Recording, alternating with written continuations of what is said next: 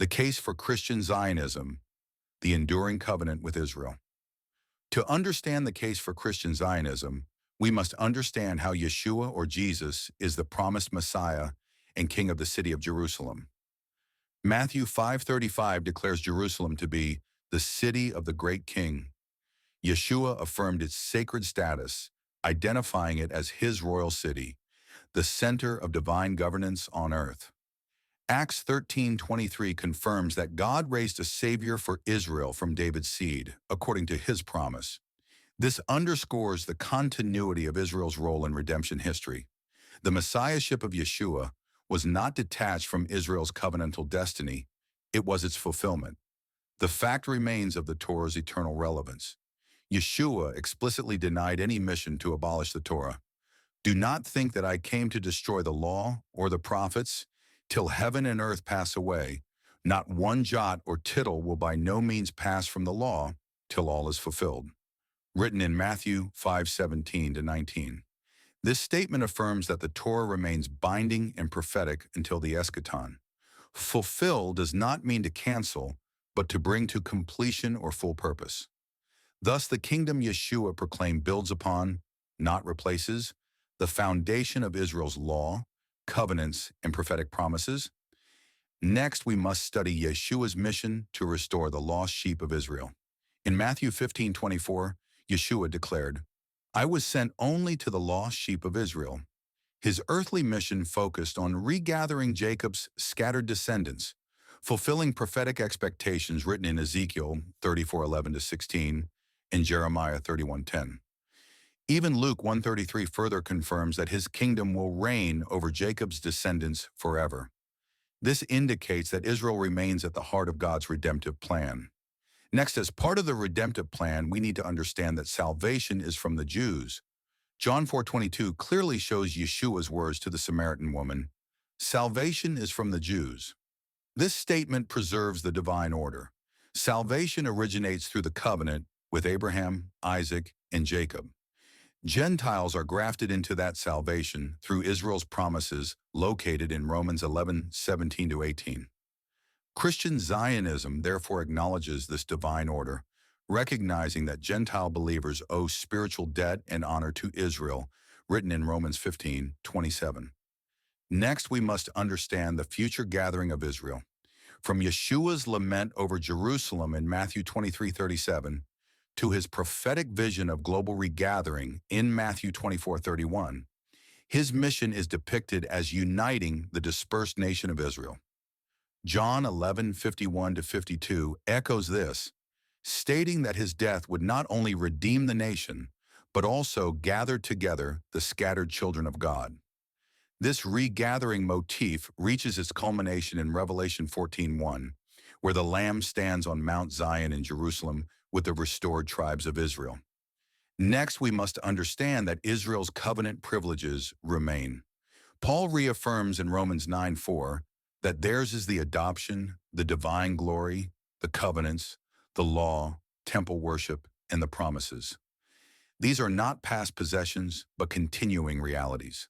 In Romans 11, Paul insists that Israel's rejection is partial and temporary, a hardening only until the full inclusion of the Gentiles, at which time all Israel will be saved. The covenant relationship, therefore, remains active, awaiting full realization when the deliverer comes from Zion in the future. Next, let's examine Yeshua's concern for the restoration of the kingdom of Israel. In Acts 1:6-7, when the disciples asked, will you at this time restore the kingdom to Israel? Yeshua did not rebuke their expectation. Instead, he deferred its timing to the Father's authority. This silence affirms that the restoration of Israel's kingdom remains a divine certainty within God's redemptive plan sometime in the future.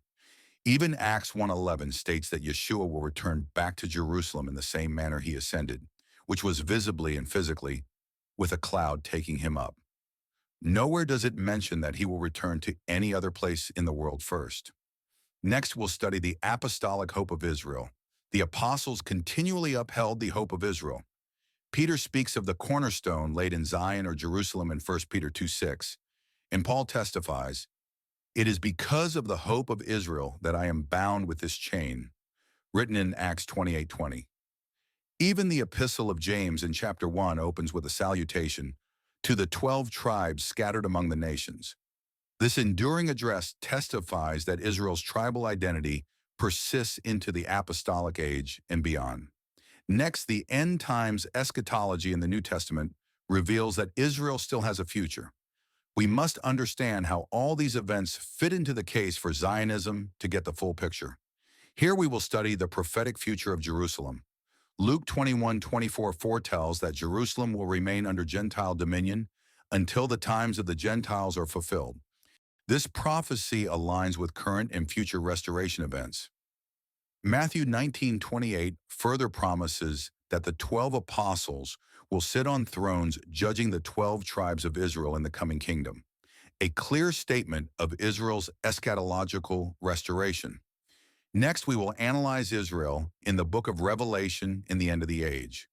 Revelation 7 and 14 reaffirm the literal existence and sealing of the 12 tribes of Israel, 12,000 from each, including the tribe of Levi, the priestly tribe standing on Mount Zion in Jerusalem. This vision culminates in Revelation 14:1. Then I looked, and there before me was the Lamb, or Yeshua, standing on Mount Zion, and with him the 144,000 of the tribes of Israel, and 12,000 of the tribe of Levi, who had his name and his father's name written on their foreheads. This verse clearly shows us that the God of Israel still has a mission for a Jewish Levitical priesthood on the Temple Mount in complete alignment with the Torah. The harmony between Obadiah 1:17 and Revelation 14:1 is striking. Deliverance, holiness, and inheritance return to Mount Zion. This imagery depicts not merely spiritual symbolism, but a restored nation under divine rule, a prophetic fulfillment of God's covenant with Abraham, David, and the prophets. Conclusion: we will end with the eternal covenant and Christian responsibility. Christian Zionism, therefore, is not political nationalism, but theological realism. It recognizes God's covenant with Israel remains unbroken. The Messiah of Israel fulfills the Torah and Prophets. Jerusalem is the epicenter of redemption history and future glory. Gentile believers are grafted into Israel's blessings, not to replace, but are called to honor Israel materially and spiritually. The final act of history culminates in the Messiah reigning from Zion over a restored Israel and redeemed humanity. Obadiah 1:17 sums it up. On Mount Zion will be deliverance. It will be holy, and Jacob will possess his inheritance. Thus, Christian Zionism stands not as a mere political stance, but as a faithful acknowledgment of God's unchanging promises to his people and his eternal purpose to make Israel the light of the nations.